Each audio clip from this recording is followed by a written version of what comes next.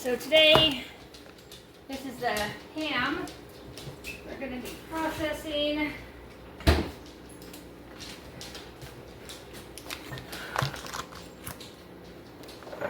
Now I thought maybe I'd only get like 3 quarts at best, but I might get more than that. So this ham is from pigs that we raised, and it's just bits and pieces. I mean, some of them were really fatty, so not a lot of meat on them to be cooking up for an actual meal. Some of the meat is pork chops. So we are doing the raw pack method, which means exactly that. I'm packing the meat raw into jars and then canning it that way. I don't have to add boiling water to it when I do that, and I don't have to make sure that the water in my pressure canner is up to the same boiling temperature. So my canner can be started with room temperature water because my ham is going to be basically room temperature when I get done. So this is the canner that I'm using. Not sure if you can see it. So this is a Presto canner, and it's got it at Walmart. So some of this probably isn't going to get canned because it looks like it's got a lot of fat on it. Let me get my scissors here.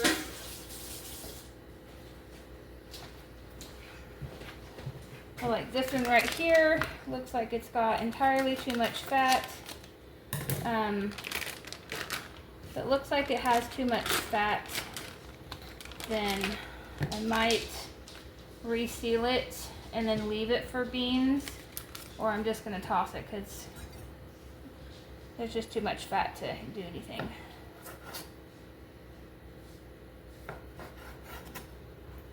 We also want to make sure there's not any kind of a bone in here.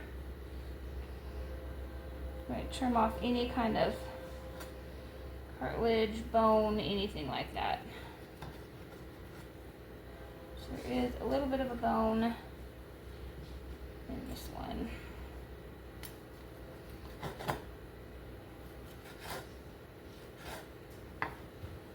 See, that's the bone right there. It doesn't say how big the chunks need to be, but I'm going to try to keep them all about the same size. Probably about yay big.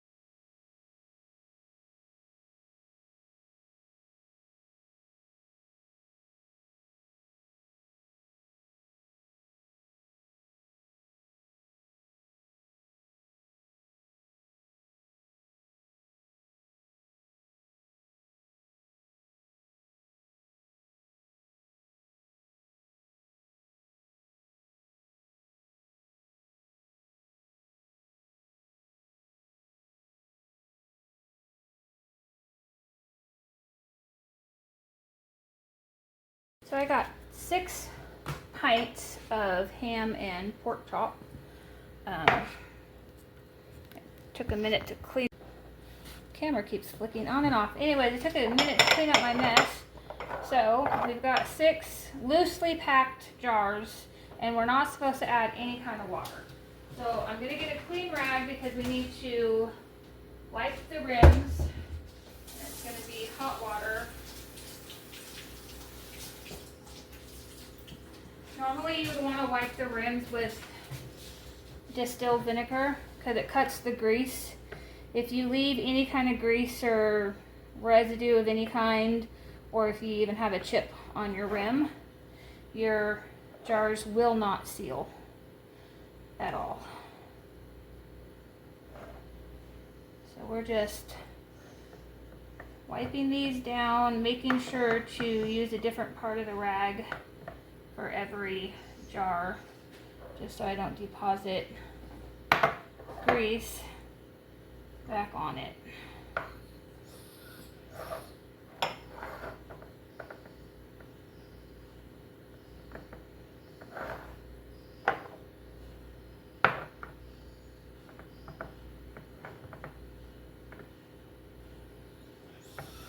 All right.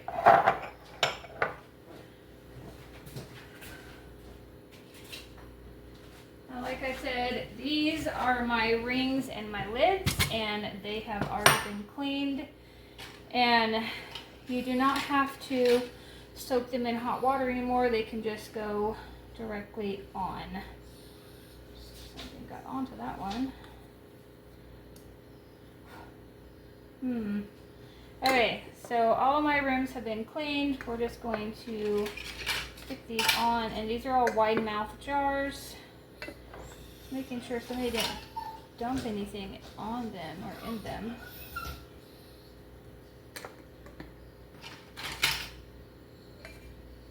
And try not to drop them. Okay. And when you put your bands on, you want to just get them finger tight. And that just means you take your thumb and first finger, grab a hold of it, and twist until you feel resistance. And then you stop. If you get them any tighter than that, you can chance bending your lids, cracking a jar, ruining a seal. And if you find lids that have rust on them like this, don't use those. Not with rings. You shouldn't use a rusted ring.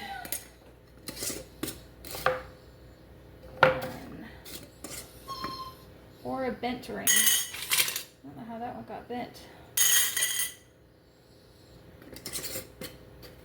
Okay.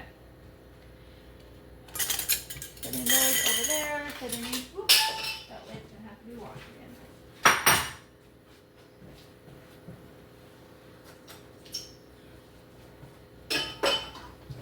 Alright. Now, like I said, I haven't done this before, so I'm hoping it turns out. So it says from my altitude, I've got to do pint jars, which are these. 15 pounds of pressure for 90 minutes. So the first thing we're going to do, take the lid off of this, and we're going to leave this in the pot, because this is what you set your jars on. And we're going to fill this up. Alright, so I found it. It says to place 3 quarts of hot water in your canner, so that's what we're going to do. So I put 3 quarts of water in that. We're going to go ahead and stick all of the jars in there. And the water in the jars, they need to be the same temperature. So it did say hot water, and I put lukewarm water in here.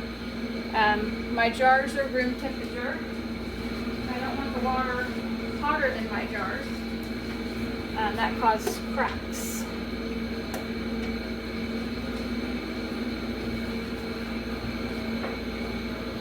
Again, I've never done this before, so fingers crossed, people, that it turns out, and I don't waste a bunch of jars or food. Alright. So what we're going to do is we're going to go ahead and put the lid on that.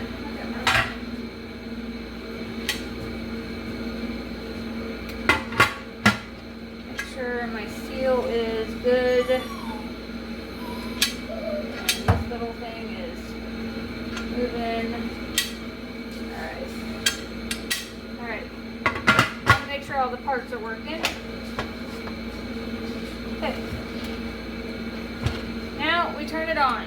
We're going to turn it on high and let this come up together to a boil. Okay, so it is venting steam. I don't know if you can see that, but we need to do that for a solid 10 minutes, a constant stream for 10 minutes. So I'm going to set my kitchen timer for 10 minutes, and then I'll bring it back when it's done. Alright, so I just put the regulator on at 15 pounds of pressure. Now we're going to wait for the pressure in the pot to build and this to rock gently back and forth. So our regulator is rocking back and forth gently. I did have to reduce the heat to get it to gently rock, and that's okay. Sometimes you have to adjust it, sometimes you don't. I think I'm going to adjust it a little bit more because it is rocking a little bit too fast. Right now we're going to set the timer for 75 minutes. So that is an hour and 15 minutes. I'm going to go ahead and set my kitchen timer for that. Okay. Yeah, so an hour is 60 minutes. Yep. Okay, got it right. So an hour and 15 minutes is how long this has to can for, and I'll bring you back when it's done. So our canner for our ham has got about 29 more minutes. And while that's finishing, I'm going to real quick package up the ham that we didn't can. I'm going to put it in new newspaper bags and that all in the freezer. I'm going to try to get all of it in one, maybe two bags. That'll help with space saving in the freezer.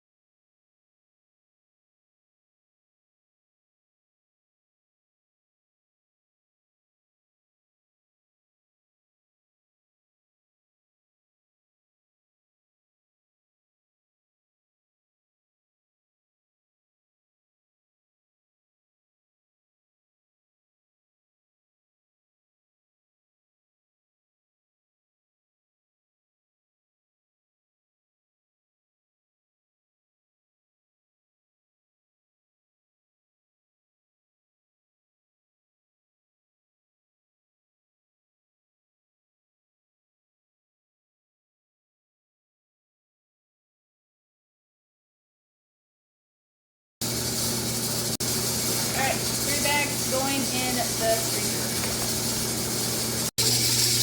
Okay, so it has been 75 minutes. We are going to turn our timer off, and we need to move this canner to the back burner. Turn our heat off first, and we're going to move that canner to the back burner. Hopefully, we're going to see how heavy it is.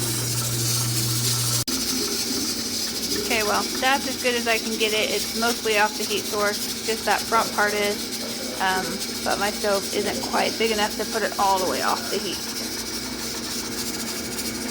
Okay guys, so our canner is done. Sorry about the wiggly.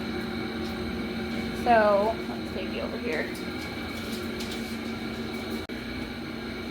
So this little valve has gone down, and this one over here has gone down, and our regulator has been off for 10 minutes, and our 10-minute timer just went off, so now it is safe to open this canner.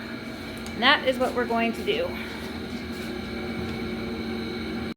Alright, get out of here, dogs. Go ahead and open this slowly. When you open it up, you want to open it away from you because you don't want to steam a facial. Alright. No cracking. So, must have did something right. So what we're going to do is we're going to go ahead and put these on the drain board behind us. I have a towel on the drain board because you don't want to take hot jars and put them on a cold counter. Those are out.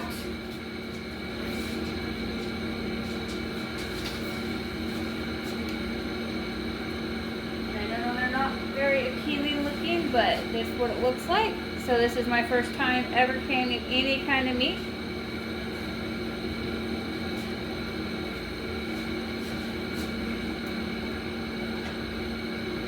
And I'd rather have done it first time with meat that wasn't really getting eaten than with something that we eat every day, just in case it messed up. They're all looking really good. So we're going to leave them on the counter after we get them all out, and we're going to listen for the pops. And we're also not going to touch these jars for 24 hours.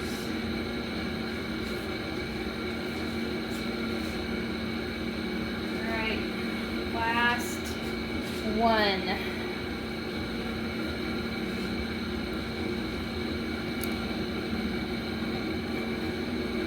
Let's turn you around here. Here they all are. Like I said, they're going to sit here for 24 hours and we're going to listen to the pops. That'll tell us that they're sealed. And we're not going to disturb them until that happens. Alright, well that's 2025 canning. We did ham for the very first time again. If you like videos like this, please like and subscribe. There will be more canning videos coming. Until next time, have a good day.